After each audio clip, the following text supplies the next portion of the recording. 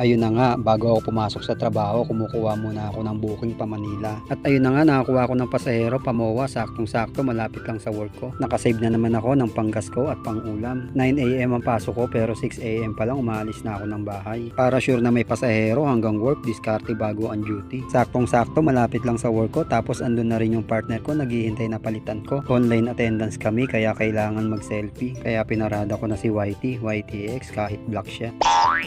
After namin mag-change shift, dediretso na ako ng office para makapag-prepare, kakain, kukuha ng tubig, mag-CCR, alam nyo na yon. Hindi ka sa kanya pwede magsabi ng mother, father, me pag mission na. In Tagalog, nanay, tatay, ako.